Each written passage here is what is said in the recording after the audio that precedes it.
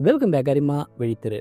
இந்த பதிவில் உங்கள் இபிஎஃப் ரெக்கார்டில் உங்கள் பேர், ஜெண்டர் இந்த ரெண்டுத்தில் திருத்தம் செய்யணும் அப்படின்னா என்னென்ன டாக்குமெண்ட்ஸை சப்மிட் பண்ணலாம் அப்படின்னு இபிஎஃப்ஓ ஜனவரி 16, 2025 ஒரு ஆர்டரை வெளியிட்டிருக்காங்க.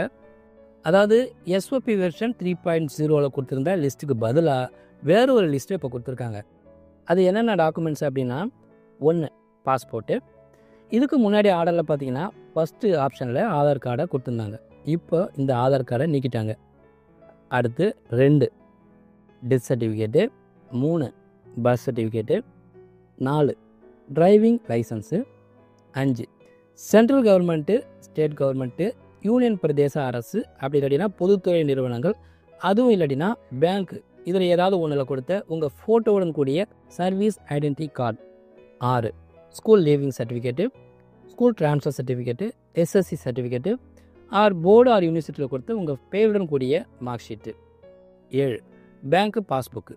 இந்த பேங்க்கு பாஸ்புக்கில் பார்த்தீங்கன்னா உங்களுடைய பேர், ஃபோட்டோ, பேங்க்குடைய அஃபிஷியல் சீலு, சைனு கண்டிப்பாக இருக்கணும். 8 PAN card or E PAN card. 9 ration card or PDS photo card. 10 voter ID or E voter ID. 11 உங்கள் ஃபோட்டோவுடன் கூடிய பென்ஷன் கார்டு. 12 சிஜிஹெச்எஸ், இது எப்படி சொல்லுவாங்கன்னா சென்ட்ரல் கவர்மெண்ட் ஹெல்த் ஸ்கீம் சொல்லுவாங்க. ECHS X serviceman contributory health scheme சொல்லுவாங்க. State government, central government, பொதுத்துறை நிறுவனங்களில் கொடுத்த மெடி கிளைம் கார்டு அல்லது ராஷ்ட்ரிய ஸ்வாஸ்திய பீமா யோஜனா கார்டு.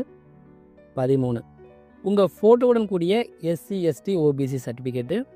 14 உங்கள் முழு பேரையோ இல்லை முதல் பேரையோ மாற்ற விரும்புனீங்கன்னா உங்கள் பேரை மாற்றத்துக்காக அரசாங்கத்தால் வெளியிடப்பட்ட கெசட் ஆதாரத்தை அட்டாச் பண்ணணும். அதாவது நீங்கள் ஃபஸ்ட் டைமாக உங்கள் பேரை மாற்றத்துக்கான ரெக்வெஸ்ட்டை கொடுக்கறதா இருந்தால் கூட இந்த 2 ஆவணத்தையும் கட்டாயமாக சப்மிட் பண்ணணும் அப்படின்னு கொடுத்துருக்காங்க. 15 வெளிநாட்டை சேர்ந்த ஒருத்தர் தன்னுடைய பிஎஃப் அக்கௌண்ட்டில் இருக்கிற விவரங்களை அப்டேட் பண்ண விரும்பினாருன்னா அவங்க இந்தியாவில் இருக்கிறதுக்கான செல்லுபடியாகிற விசா வச்சுருக்கணும். இதை ஒரு ஆவணமாக அட்டாச் பண்ணணும் அப்படின்னு கொடுத்துருக்காங்க. 16 உங்கள் ஃபோட்டோவுடன் கூடிய freedom fighter card. 17 person of Indian origin, இவங்களை எப்படி சொல்லுவாங்கன்னா பிஐஓ அப்படின்னு சொல்லுவாங்க. அதாவது இந்திய அரசாங்கத்தால் வழங்கப்பட்ட இந்திய வம்சாவளியை சேர்ந்த நபர் அப்படின்னு சொல்கிற பிஐஓ அட்டை.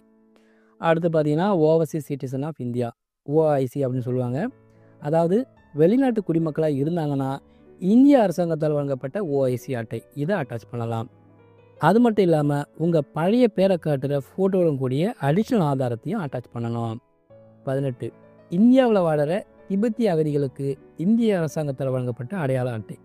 இப்போ சொன்ன டாக்குமெண்ட்ஸ் எல்லாம் பிஎஃப் அக்கௌண்ட்டில் இருக்கிற உங்களுடைய பேர்லேயோ ஜெண்டர்லேயோ திருத்தம் செய்யறதுக்கு யூஸ் பண்ணலாம் அப்படின்னு இபிஎஃப்ஓ தன்னுடைய ரீசெண்ட் ஆர்டரில் கொடுத்துருக்காங்க.